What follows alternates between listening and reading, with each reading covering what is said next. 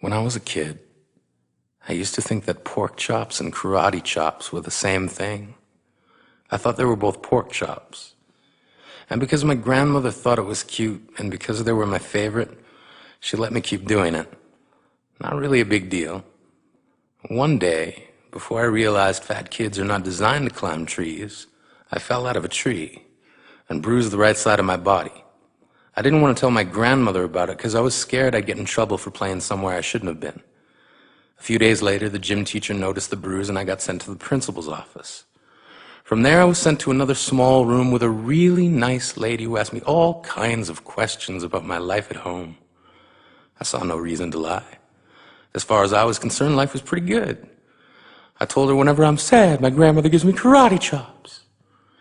This led to a full-scale investigation, and I was removed from the house for 3 days until they finally decided to ask how I got the bruises. News of this silly little story quickly spread through the school, and I earned my first nickname, Pork Chop. To this day, I hate pork chops. I'm not the only kid who grew up this way, surrounded by people who used to say that rhyme about sticks and stones. As if broken bones hurt more than the names we got called, and we got called them all. So we grew up believing no one would ever fall in love with us, that we'd be lonely forever, that we'd never meet someone to make us feel like the sun was something they built for us in their tool shed. So broken heartstrings bled the blues as we tried to empty ourselves so we would feel nothing. Don't tell me that hurts less than a broken bone. That an ingrown life is something the surgeons can cut away, that there's no way for it to metastasize. It does. She was 8 years old. Our first day of grade 3 when she got called ugly. We both got moved to the back of class so we would stop getting bombarded by spitballs.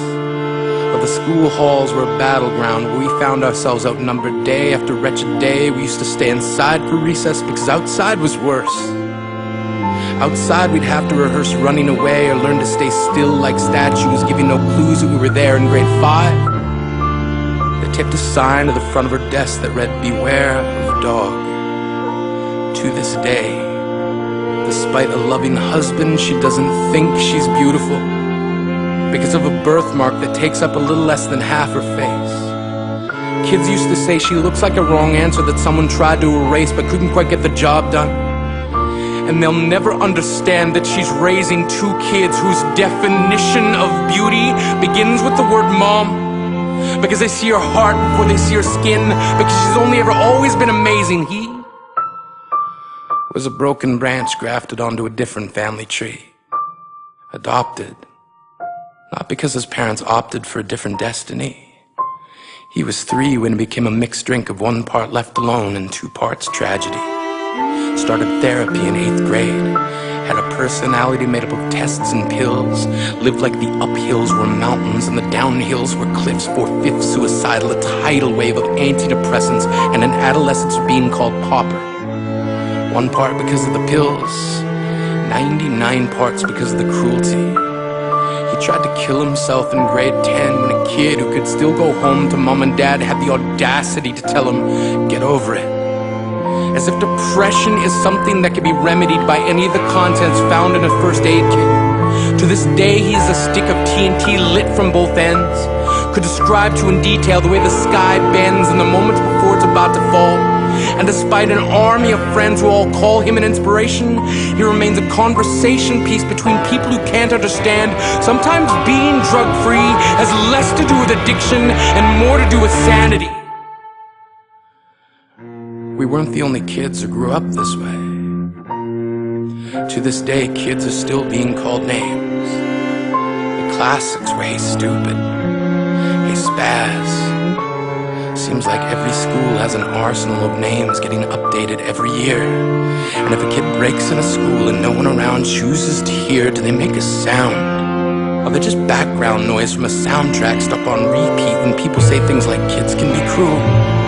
Every school was a big top circus tent, And the pecking order went from acrobats to lion tamers, from clowns to carnies.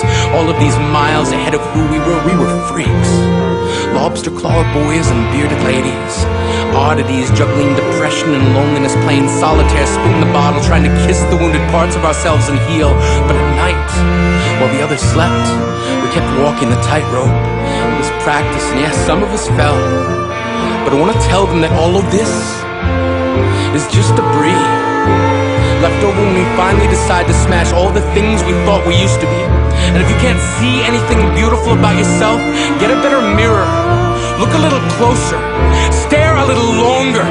Because there's something inside you that made you keep trying despite everyone who told you to quit. You built a cast around your broken heart and signed it yourself. You signed it. They were raw. Because maybe you didn't belong to a group or a clique. Maybe they decided to pick you last for basketball or everything. Maybe you used to bring bruises and broken teeth to show and tell but never told. Because how can you hold your ground if everyone around you wants to bury you beneath it? You have to believe that they were wrong. They have to be wrong. Why else would we still be here? We grew up learning to cheer on the underdog because we see ourselves in them. We stem from a root planted in the belief that we are not what we were called. We are not abandoned cars stalled out and sitting empty on some highway. And if in some way we are, don't worry. We only got out to walk and get gas. We are graduating members from the class of We Made It. Not the faded echoes of voices crying out names will never hurt me. Of course, they did. But our lives will only ever always continue to be a balancing act that has less to do with pain and more to do with beauty.